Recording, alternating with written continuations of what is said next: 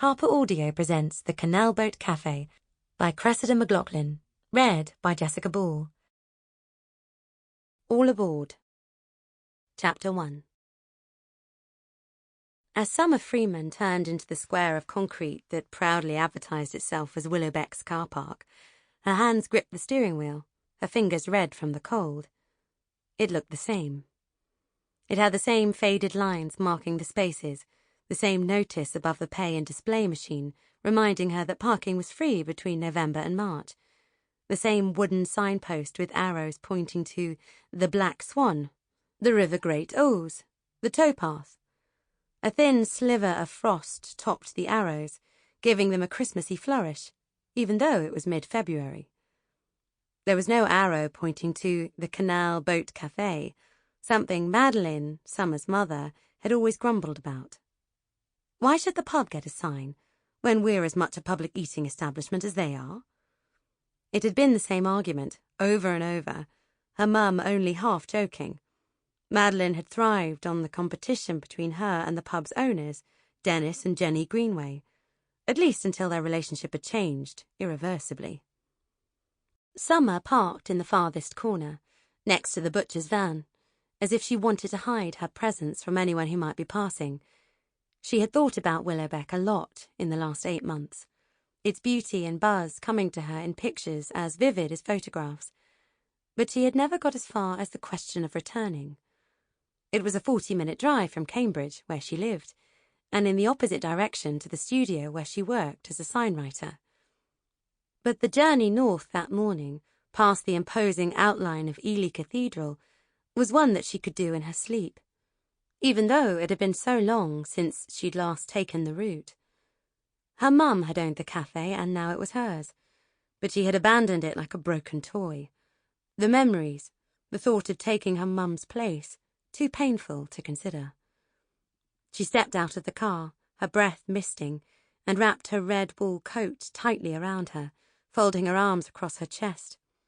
She locked the old polo and walked slowly across the car park, her steps echoing in the February morning quiet.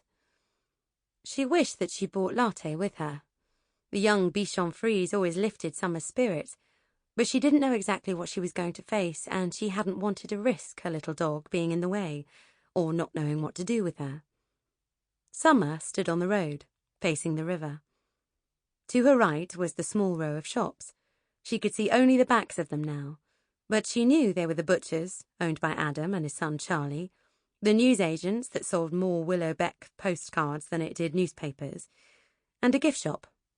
Summer loved the soft pastels, the coziness of the shelves of candles, cushions, and door signs with slogans about dogs and life on the river.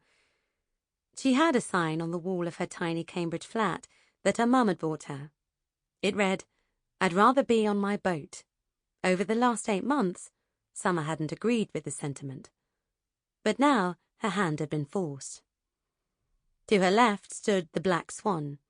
It was a big cream building, the paintwork around the doors and windows black and glossy, the gentle slope of grass that led towards the river dotted with picnic tables. In front of her were Willowbeck's moorings, big enough for 6 narrowboats moored bow to stern along the towpath. 4 of the moorings were residential, and one of those was her mother's. Summer took a deep breath and walked forward, her view of the river widening as she got closer to the water.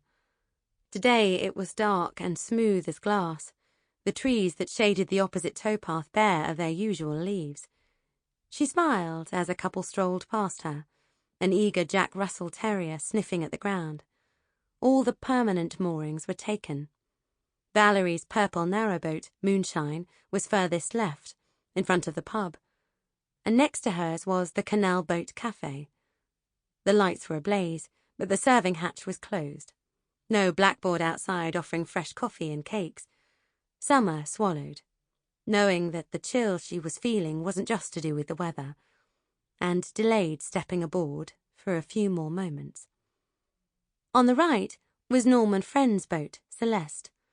The old man was nowhere to be seen, hibernating from the cold below decks.